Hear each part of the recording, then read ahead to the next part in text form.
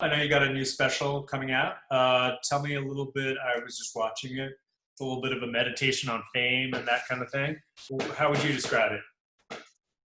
Yeah, it's called Stupid Smart. It's my stand-up special, and it's just a fun little tape.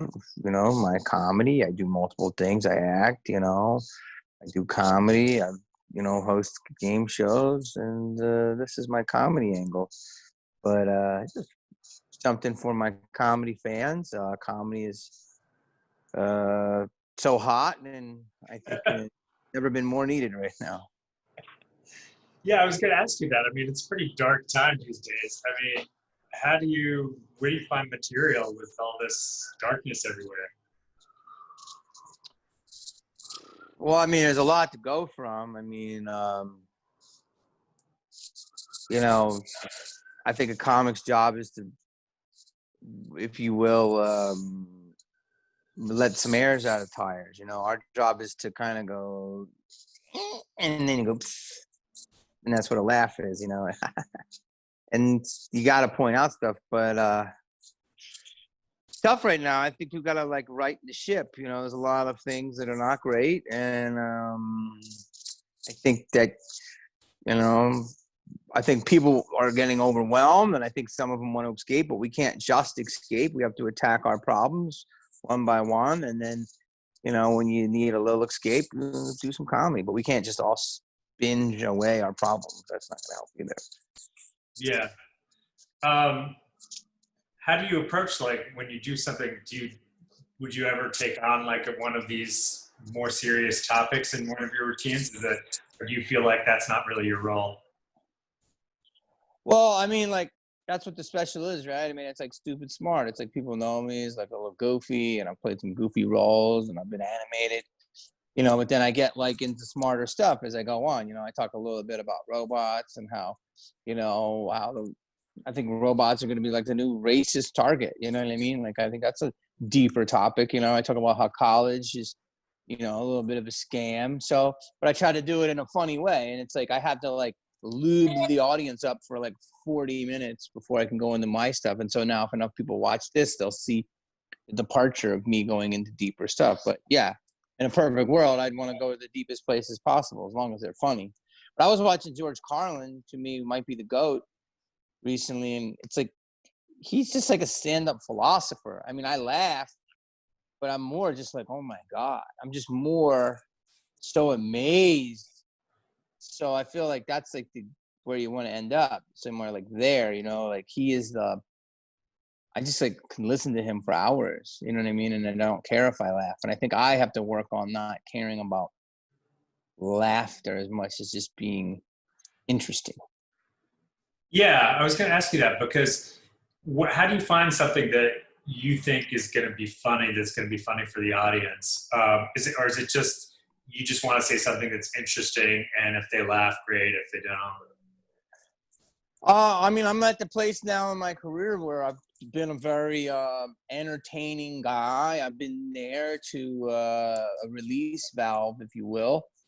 And that's what I was raised. I was raised to be like, go in and it's a job and be funny and, make everybody laugh and get out, and I think we're in crazy times, turbulent times, unprecedented times, and with everything. And I think that it should shift. And I think that a good comic is a voice of society to hold the mirror up to itself. And, this special has a little bit of that, but it's a lot more fun and escape. But, I will do one of those next. And I think that, you kind of have to do that because no one's going to listen to anybody else right now. Comics have gone. The nice thing about comedy is being more respected, I think, than ever. I mean, people respect the ability to do it, but I think they're actually listening to comics as like the orators of truth, and I think that's the way it should be because they want to say what they really feel. My biggest hurdle is making something really deep and dark funny, and that's because I could just rant on stuff. It doesn't mean people are gonna laugh, but yeah. So I think that's a comic's job. yeah. And how do you know what the line is when you're doing some darker stuff? Like, How do you worry about offending people? Or do you just I think you can't go in do it? there. I mean, comedy is, and all art is, to me, is a try, right? So you want to try to do something, and it's messy. Art is messy. Finding the colors, right. You don't always stay within the lines. Dance is messy. Sometimes you might miss a step, or singing might be off key. Same with comedy. You're going to do a joke, and the audience is the speaker, if you will, the feedback to the guitar, right? So we got to know if we hit our note or not. And depends on where you're at in your life. You may not hit that note, but you feel you hit that note. The audience is not going to accept that note. And so it's up to you. Do you want to jam the note? Do you want to make it more digestible and tune it a little bit so they'll get it more? Or do you want to say, fuck it, you got to fucking hear this, So it depends on where you're at. But do I have things that, I worry about saying? Nah, so much. Just with people, I got to make it listenable. I think that's the key, and there's a lot of voices out there right now doing that. So it's like, how are you going to discern yourself? Mm-hmm. Mm-hmm. So you've got the special right now. When this lockdown ends, whatever it does, what other projects are you working on?